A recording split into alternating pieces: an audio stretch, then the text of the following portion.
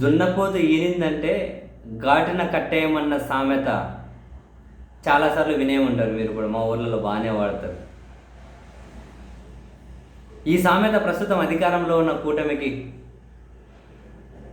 ఆ కూటమిని భుజానికి ఎత్తుకున్న వాళ్ళ సొంత పత్రికలు, టీవీ ఛానళ్ళకు చాలా పర్ఫెక్ట్గా యాప్ట్ అవుతుంది అబ్బా వాళ్ళకు. అసలు డౌట్ అక్కర్లేదు. నిజంగా చాలా సంఘటనలు ఉన్నాయి పర్ఫెక్ట్గా సూట్ అవుతుంది అని ప్రూవ్ చేయడం కోసం. తాజాగా కూడా చూడండి, నిన్న కర్నూలులో ముఖ్యమంత్రి చంద్రబాబు నాయుడు గారు ఆగస్టు 15 నుంచి మహిళలకు ఉచిత బస్సు అని చెప్పి ఒక ప్రకటన చేశారు.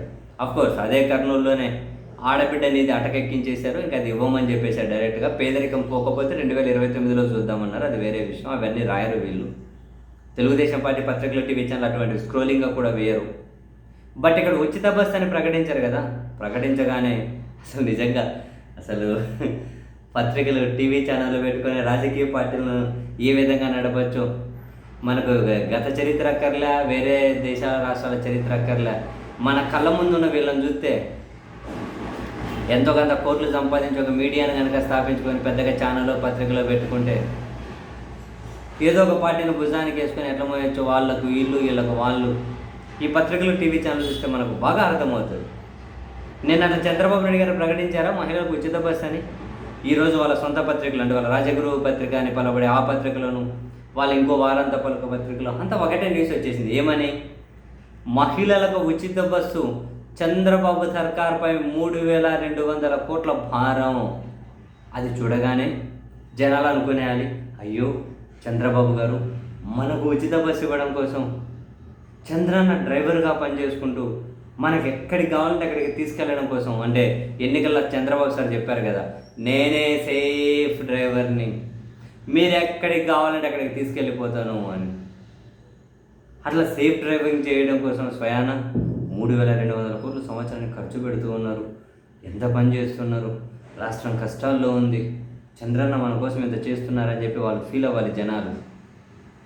అందుకని చెప్పి వీళ్ళు మొత్తం పెద్ద పెద్ద కథనాలు రాసుకుంటూ వచ్చారు. 3200 కోట్లు ఎట్లా అవుతుందో తెలియదు, దేనికి ఎంతో తెలియదు, ఏదో ఒక అంచనా అంతే. ఇంతమంది వస్తారు, అదిగో ఆక్యుపెన్సీ ఇప్పుడు 69 ఉంది, నెక్స్ట్ 94కి పెరుగుతుంది, అదిగో ఇంతమంది ప్రయాణం చేస్తారు.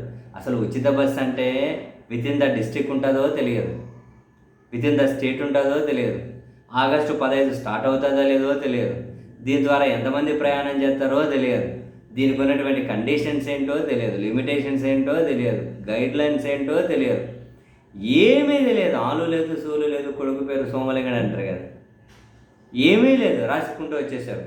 అదిగో మహిళలు ఇంతమంది ప్రయాణిస్తారు, అదిగో వీళ్ళకి ఇంత అవుతుంది, ప్రభుత్వం మీద 2,000 కోట్ల భారం పడుతుంది, ఇచ్చిన మాట నిలబెట్టుకోవడం కోసం 2,000 కోట్ల భారాన్ని మోయబోతున్నాడు. రకరకాలుగా మొత్తం ఏందో రాసుకుంటూ వచ్చేసారు. ప్రాక్టికల్గా ఏంటి అసలు గైడ్లైన్స్ ఏంటి, రూల్స్ ఏంటి, ఎంతమంది ప్రయాణం చేయబోతున్నారు, కనీసం ఒక 2 వారాలు ఉచిత బస్సు ప్రయాణం వచ్చిన తర్వాత 2 వారాలు 3 వారాలు కనీసం ఒక నెల రోజులన్నా పరిశీలన జరిగిందా? పోనీ పక్క స్టేట్లోకి రాయాలి కదా, అదో తెలంగాణలో ఇంత అవుతుందని చెప్పి అదన్నా రాసుకుంటూ వస్తే ఓకే, అవేమీ లేవు. కానీ ఆంధ్రప్రదేశ్లో ఇంత అవుతుందట. బా, ఏం పత్రికలు, ఏం టీవీ ఛానళ్ళు, ఎట్లా పనిచేస్తారు వీళ్ళంతా, ఏం స్క్రిప్ట్ రైటర్లు బాబోయ్. నిజంగా అమ్మ పిచ్చిలేస్తుందిరా బాబోయ్ వీళ్ళని చూస్తే రోజు రోజుకు.